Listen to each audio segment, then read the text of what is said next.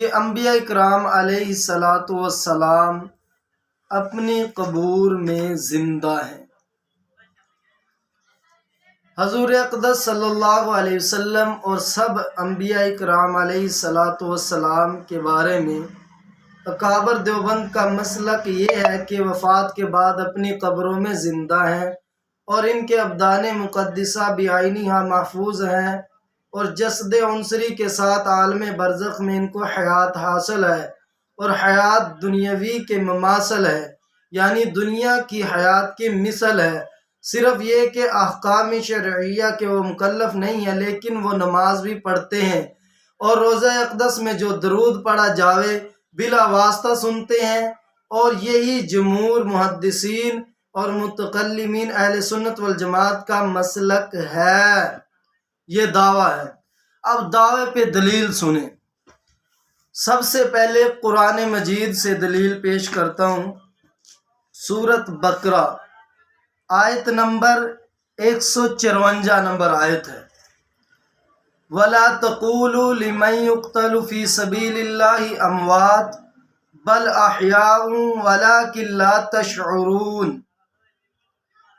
اور جو اللہ کی راہ میں مارے جائیں انہیں مرا ہوا نہ کہا کرو، بلکہ وہ تو زندہ ہیں لیکن تم نہیں سمجھتے۔ بل احیاء ولکن لا تشعرون، لیکن تم شعور نہیں رکھتے۔ اور اسی طرح سورۃ آل عمران آیت نمبر 169 نمبر آیت ہے، 169 نمبر آیت۔ وَلَا تَحْسَبَنَّ الَّذِينَ قُتِلُوا فِي سَبِيلِ اللَّهِ أَمْوَاتًا بَلْ أَحْيَاءٌ عِندَ رَبِّهِمْ يُرْزَقُونَ۔ اور جو لوگ اللہ تعالیٰ کی راہ میں مارے گئے ہیں انہیں مردہ نہ سمجھو، بلکہ وہ زندہ ہیں، اپنے رب کے ہاں رزق دیے جاتے ہیں۔ اب اس آیت سے، ان دونوں آیت سے ایک نقطہ نکلتا ہے جو میں آپ کو سمجھانا چاہتا ہوں۔ نقطہ وہ یہ ہے، اگر ہم کہیں کہ صرف شہداء کی روح زندہ ہے تو پھر عام مردوں کی بھی روح زندہ ہے، اور اگر ہم کہیں کہ شہداء کو حیات برزخی حاصل ہے تو وہ تو حیات برزخی عام مردوں کو بھی حاصل ہے۔ اگر ہم کہیں کہ شہداء کی صرف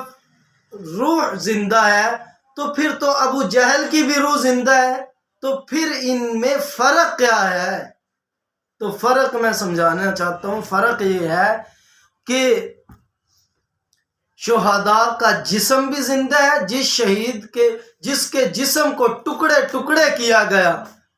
جس کو اذیتیں پہنچائی گئی، تو وہ جسم بھی زندہ ہے، پھر جا کے فرق پڑتا ہے۔ اور باقی رہی یہ بات کہ احادیث مبارکہ سے دلیل لاؤ، تو حدیث میں آتا ہے الانبیاء احیاء فی قبورہم یصلون، تمام انبیاء اپنی قبروں میں زندہ ہیں اور نماز بھی پڑھتے ہیں، نماز تلذذ کی پڑھتے ہیں، صلاۃ تلذذ کی پڑھتے ہیں، یعنی لذت حاصل کرنے کے لیے، مزے کے لیے نماز پڑھتے ہیں۔ اور دوسری حدیث ہے من صلی علی عند قبر سمیعتہ، اگر کوئی شخص آپ علیہ السلام پہ درود پڑھے تو آپ صلی اللہ علیہ وسلم خود سنتے ہیں، ان کے روضہ اقدس پر اگر پڑھا جائے، اور اگر دور سے پڑھا جائے تو ملائکہ پہنچاتے ہیں۔ تو یہ بھی روایت ہے۔ اور اسی طرح اب یہ دلیلیں ہیں۔ اس کے بعد میں یہ بات آپ کو سمجھانا چاہتا ہوں کہ ہمارا جو حیات مات کا جو مسئلہ مختلف فی ہے، اس میں اتفاق کہاں تک ہے اور اختلاف کہاں سے آتا ہے؟ ایک بات تو یہ کہ سب سے پہلی بات کہ حیات وہ بھی مانتے ہیں، ہم بھی، لیکن وہ حیات صرف ارواح کی مانتے ہیں، اور ہم جسد عنصری کی بھی حیات مانتے ہیں۔ ہم کہتے ہیں کہ اصل میں انبیاء اکرام علیہ تسلیمات کی ارواح کا جو مستقر ہے تو وہ ہے صرف اور صرف ان کا جسم عنصری، جسد عنصری۔ اس لیے کوئی جگہ ایسی نہیں ہے کہ آپ کی انبیاء اکرام علیہ تسلیمات کی روحوں کو ان کے علاوہ جسد عنصری کے علاوہ کہیں پہ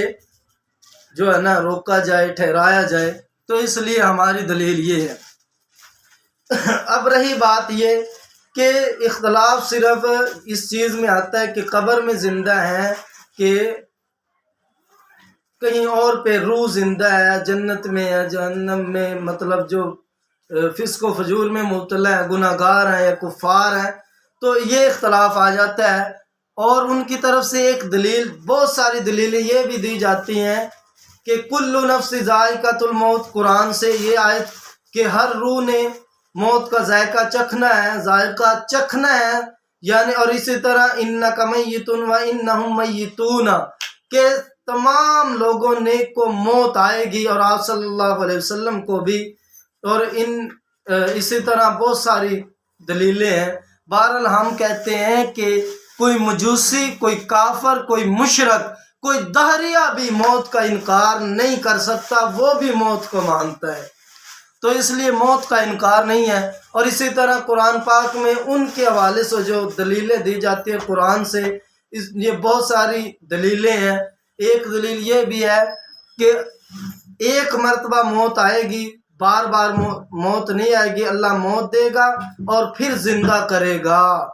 یعنی موت آئی قبر میں اور پھر دوبارہ زندہ کر کے اٹھائے گا، تو یہ بھی دلیل ہے۔ تو ہم کہتے ہیں کہ زندگی اگر آپ صرف دو ہی مانتے ہیں تو پھر ماں کے پیٹ کی جو زندگی، جس پہ سب کا اتفاق ہے کہ ماں کے پیٹ میں بچہ زندہ ہوتا ہے، تو پھر اس کا انکار آپ کر دیں۔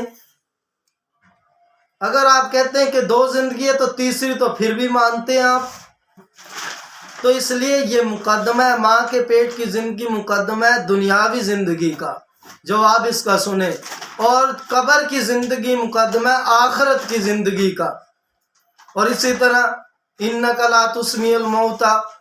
ما انت بمسمع من فی القبور، یہ آیتیں ہیں کہ یہ آیتیں جتنی بھی آیات سما کے بارے میں ہیں تو یہ نفع سما سے نفی ہے، کہ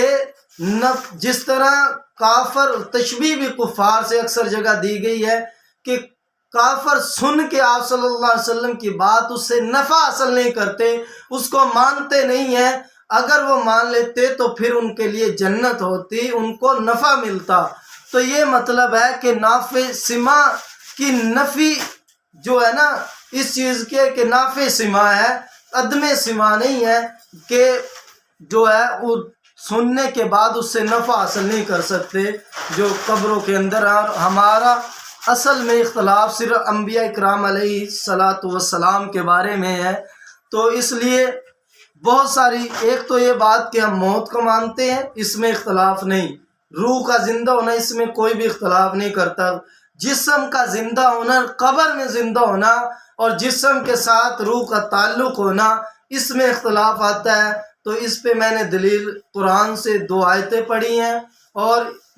اس کے بعد پھر احادیث مبارکہ، حدیثوں سے 2 حدیثیں، اور اس کے بعد ایک حدیث ان اللہ حرم علی الارض اجساد الانبیاء، کہ انبیاء اکرام کے جسموں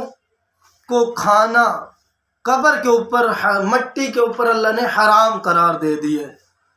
تو اس کے بعد اب بھی اگر کوئی نہ مانے تو میرا یہ چیلنج ہے کہ اگر کوئی اور دلائل چاہتا ہے، حدیثوں کے حوالے چاہتا ہے، کتب کے حوالے چاہتا ہے، علماء اکرام کے جو ہے نا فتاوی جات چاہتا ہے، تو وہ تسلی بخش جواب دیے جائیں گے۔ اگر کسی میں جرت ہے تو ان دلائل کو توڑ دے، تو اس کو میں پھر اس کی بات میں تسلیم کرنے کے لیے تیار ہوں۔ بہت سارے دلائل ہیں، کسی میں اتنی جرت نہیں ہے کہ ان دلائل کو، جو علماء اکرام کے دلائل ہیں، عقیدہ حیات النبی پہ صحابہ اکرام کا اجماع ہے، پوری امت کا اجماع ہے۔ اور دوسری بات، اگر اس مسئلے کو سلجھانا ہو تو میں یوں کہوں گا کہ آؤ بیٹھ کے ایک جگہ اس مسئلے کو سلجھا لیتے ہیں۔ وہ اس طرح کہ ہم بھی کہتے ہیں ہم دیوبندی ہیں اور وہ بھی کہتے ہیں ہم دیوبندی ہیں، تو پھر آپ بھی اپنا عقیدہ لکھیں اور ہم بھی اپنا عقیدہ لکھتے ہیں، اور دیوبند مدرسے میں اس عقیدے کو پہنچاتے ہیں، اس تحریر کو، جس کے مسلک کی وہ جو ہے نا تصدیق کر دیں کہ یہ درست ہے، تو وہی عقیدہ دیوبند کا عقیدہ ہوگا اور وہی درست ہوگا، اور نہیں تو پھر سعودی عرب میں جو ہمارے مطلب دین کی بنیادی جڑ اور ایک مرکز ہے، تو وہاں پہ اپنا مسلک، اپنا تحریر لکھ کے بھیج دیتے ہیں، جس کی وہ تصدیق کر لیں وہ مان لیں گے، اور پہلے بھی تصدیق عقیدہ حیات النبی کی ہوئی ہے المہند سے۔ تو اس طرح بہت سارے دلائل اور بھی ہیں، لیکن میں نے اختصار پیش کر دیا ہے۔ اگر کسی کے اندر جرت ہے اور کسی نے اپنی ماں کا دودھ پیا تو سامنے آ کے اس کا جواب دیں۔ اللہ کے فضل سے کسی ماں نے وہ بچہ نہیں جنا کہ جو علماء دیوبند کے دلائل کا سامنا کرتے ہوئے